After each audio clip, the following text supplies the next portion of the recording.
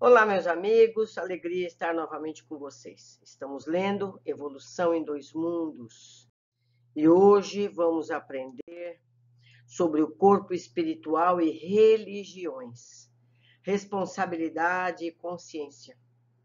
À medida que a responsabilidade se lhes apossou do espírito, iluminou-se a consciência do homem. A centelha da razão convertera-se em chama divina.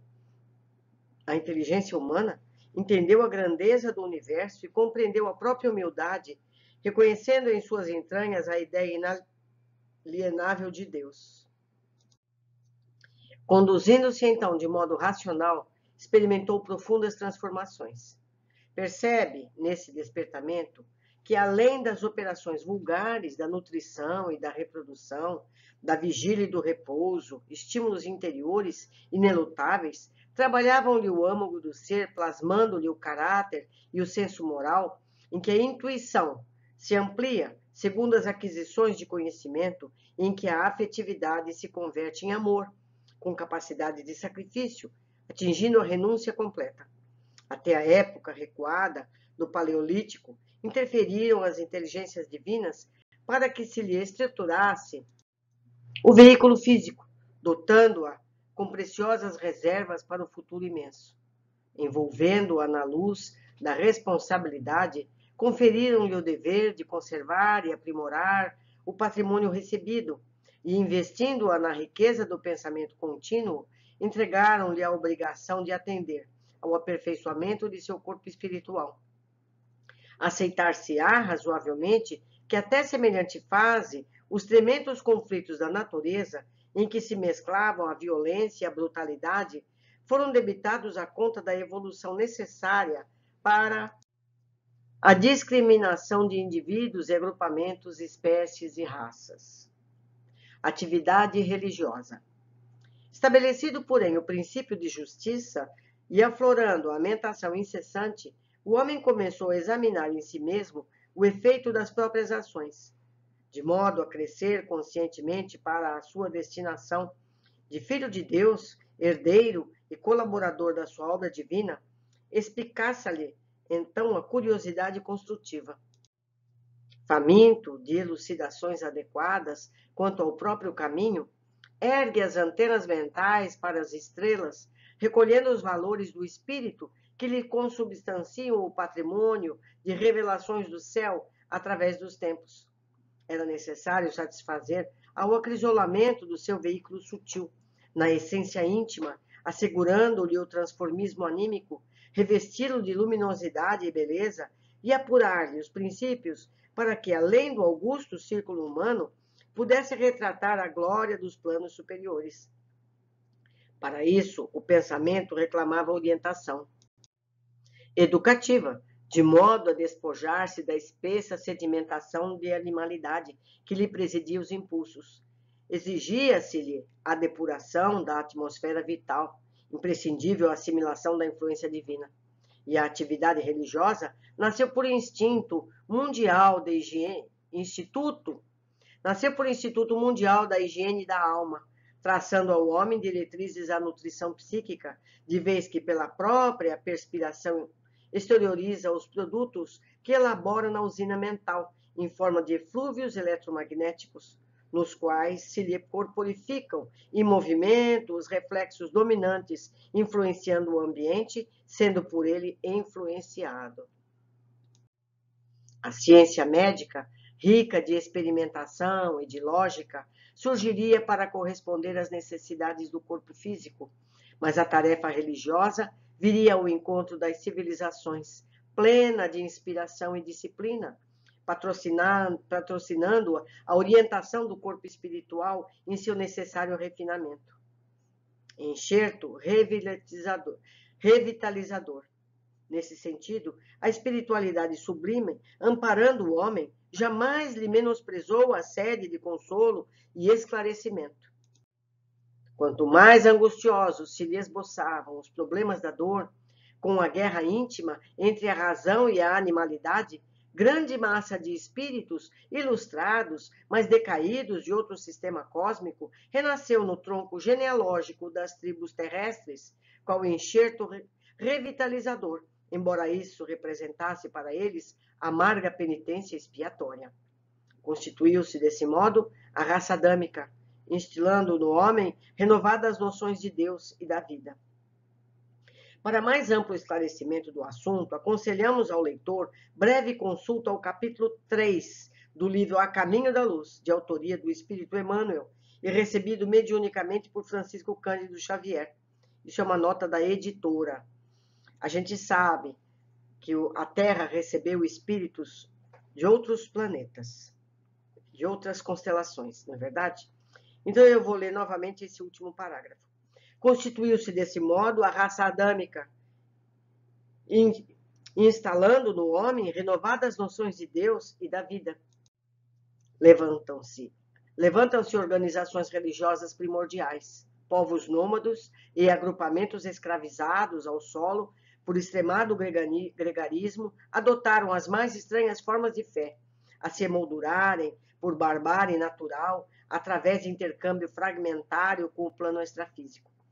Os espíritos exilados, que chegaram à Terra, presos à rede argonogênica em que se lhes tecia o cárcere, no carro biológico ainda profundamente primitivista, muitas vezes revoltados, endurecidos, porque foram exilados, aliviavam-se às tabas selvagens em cultos sanguinários indescritíveis,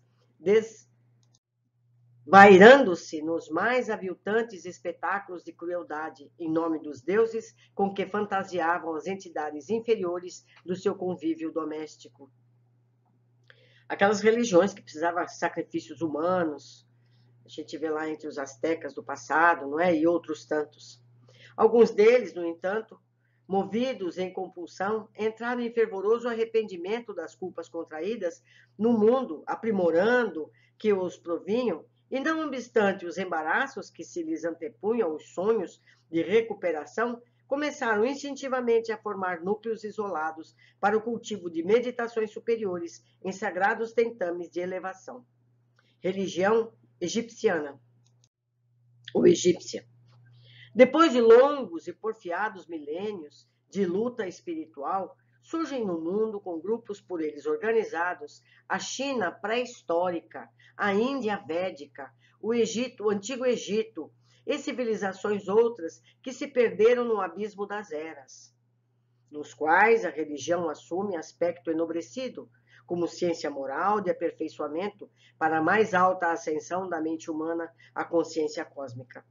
Dentre todos, desempenha o Egito missão especial, organizando escolas de iniciação mais profunda. Em obediência aos requisitos da crença popular, herdeira intransigente das fixações mitológicas, mantém um sacerdócio cultos diversos, a deuses vários, nas manifestações esotéricas dos templos descerrados ao povo. O lar e a escola, a agricultura, o comércio, as indústrias, as artes possuem gênios especiais que os presidem em nome da convicção vulgar, mas na intimidade do santuário, o monoteísmo dirige a implantação da fé. A unidade de Deus é o alicerce de toda a religião egípcia, em sua feição superior. Para ela, os atributos divinos são a vontade sábia e poderosa, a liberdade, a grandeza, a magnanimidade incansável, o amor infinito e a imortalidade. Em síntese, acredita que Deus plasmou os seus próprios membros, que são os deuses conhecidos. Cada um desses deuses secundários pode ser tomado como sendo análogo ao Deus único, e cada um deles pode formar um tipo novo do qual se irradiam, por sua vez, e pelo mesmo processo, outros tipos de deuses inferiores. Claro está que essa argumentação teológica, distanciada de mais altos roteiros da evolução, imaginava erroneamente potenciais espirituais centralizados no Criador excelso, quando só Deus tem a faculdade de verdadeiramente criar, mas o conceito expressa, em sentido lato, a solidariedade constante e inevitável que existe em todas as vidas, de que se constitui a família do Supremo Senhor em todo o universo. Missão de Moisés. Os padres tebanos conheciam de maneira preciosa a evidência do corpo espiritual, que pode exteriorizar-se de cada criatura para ações úteis ou criminosas. Cultivam a mediunidade em grau avançado, atendem a complexas aplicações do magnetismo, traçam disciplinas à vida íntima e comunicam-se com os desencarnados de modo iniludível, consagrando-se-lhes reverência especial. Nesse campo de conhecimento mais nobre, reencarna-se Moisés, como missionário da renovação, para dar à mente do povo a concepção do Deus único, transferindo-a dos recintos iniciáticos para a praça pública. Entretanto, porque a evolução dos princípios religiosos implica sempre em levantamento dos costumes, com a elevação da alma, o desbravador enfrenta batalhas terríveis do pensamento, acomodado nos circuitos de tradição em que as classes se exploram mutuamente, agravando assim os próprios compromissos, para, afinal, receber os fundamentos da lei no Sinai. São os 10 mandamentos. Desde essa hora, o conhecimento religioso, baseado na justiça cósmica, generaliza-se no âmago das nações, porquanto, através da mensagem de Moisés, informa-se o homem comum de que perante Deus, o Senhor do universo e da vida, é obrigado a respeitar o direito dos semelhantes, para que seja igualmente respeitado, reconhecendo que ele e o próximo são irmãos entre si, filhos de um Pai único. A religião passa, desse modo, a atuar em sentido direto, no acrisolamento do corpo espiritual, para a vida maior, através da educação dos hábitos humanos, a se depurarem no cadinho dos séculos, preparando a chegada do Cristo, o governador espiritual da Terra. As ideias da justiça e da solidariedade, dos deveres coletivos e individuais, com a higiene do corpo, da mente, atingem ampla divulgação. Os 10 mandamentos. Os 10 mandamentos, recebidos mediunicamente pelo profeta, brilham ainda hoje por alicerce de luz na edificação do direito dentro da ordem social. A palavra da esfera superior gravava a lei de causa e efeito para o homem, advertindo-o solenemente. Consagra amor ao Supremo Pai de bondade eterna, nele reconhecendo a tua divina origem. Precata-te contra os enganos do antropomorfismo, porque padronizar os atributos divinos absolutos pelos acanhados atributos humanos é cair em perigosas armadilhas da vaidade e do orgulho. Abstente de envolver o julgamento divino na estreiteza de teus julgamentos. Recorda o impositivo da meditação em teu favor e em benefício daqueles que te atendem na esfera de trabalho, para que possas assimilar com segurança os valores da experiência. Lembra-te de que a dívida para com os teus pais terrestres é sempre insolvável por tua natureza sublime. Responsabilizar-te-ás pelas vidas que deliberadamente extinguires. Foge de obscurecer ou conturbar o sentimento alheio, porque o cálculo delituoso emite ondas de força desorientada que voltarão sobre ti mesmo. Evita a propagação indébita para que não te graves as próprias dívidas. Desterra dos teus lábios toda palavra dolosa, a fim de que não se transforme um dia em tropeço para os teus pés. Acautela-te contra a inveja e o despeito, a inconformação e o ciúme, aprendendo a conquistar alegria e tranquilidade ao preço do esforço próprio, porque os teus pensamentos te precedem os passos, plasmando-te hoje o caminho de amanhã. Jesus e a religião. Com Jesus, no entanto, a religião, como sistema educativo, alcança eminência inimaginável. Nem templos de pedra, nem rituais, nem hierarquias efêmeras, nem avanço ao poder humano.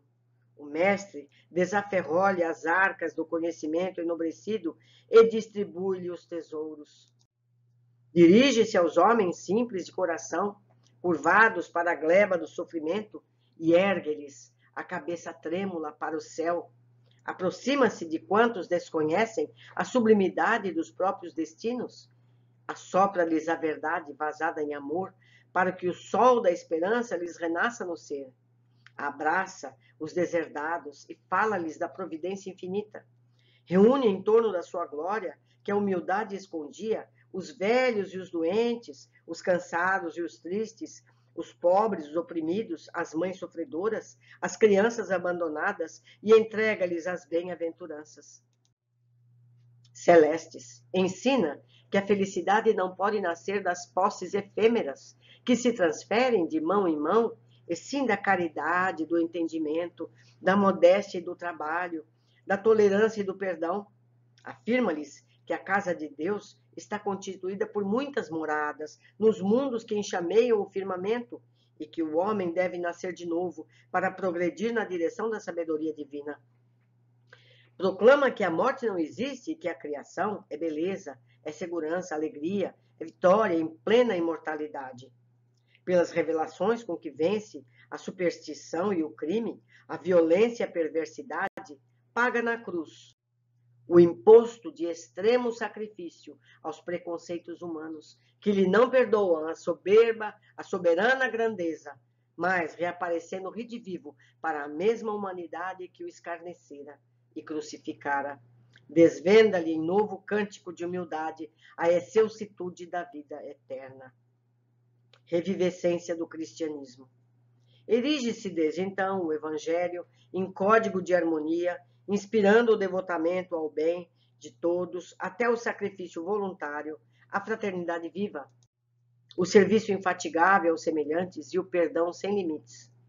Iniciam-se em todo o orbe imensas alterações. A crueldade metódica cede lugar à compaixão. Os troféus sanguinolentos da guerra desertam dos santuários. A escravidão de homens livres é sacudida nos fundamentos para que se anule de vez. Levanta-se a mulher da condição de animalia para a dignidade humana. A filosofia e a ciência admitem a caridade no governo dos povos. O ideal da solidariedade pura começa a fulgir sobre a fronte do mundo. Moisés instala o princípio da justiça, coordenando a vida e influenciando-a de fora para dentro. Jesus inaugurou na terra o princípio do amor, a exteriorizar-se do coração, de dentro para fora, trazendo-lhe a rota para Deus. E eis que o cristianismo grandioso e simples ressurge agora no espiritismo, induzindo-nos à sublimação da vida íntima, para que a nossa alma se liberte da sombra que a desertifica, que a densifica, encaminhando-se renovada para as culminâncias da luz. Pedro Leopoldo, 13 de abril de 1958. Eu só tinha 6 anos quando esse livro foi escrito, quando esse capítulo foi escrito. Meus amigos, aos poucos vamos absorvendo todo esse conteúdo, que vai ficando mais simples para nós à medida que progride. Tem sido uma grande alegria estar junto com vocês, e eu espero todos no próximo capítulo.